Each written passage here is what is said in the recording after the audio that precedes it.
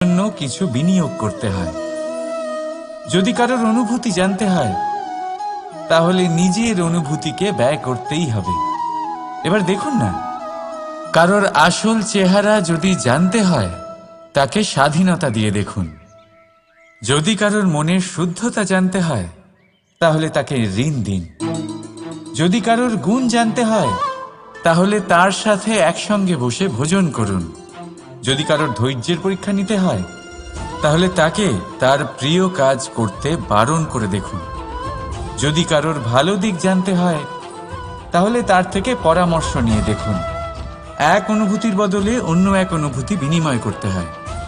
কিন্তু এই সংসারে একটাই এমন অনুভূতি আছে যেটা দেখার জন্য, যেটা পাওয়ার জন্য আপনাকেও ঠিক সেই অনুভূতিটাই দিতে হবে, আর সেটা হলো প্রেম।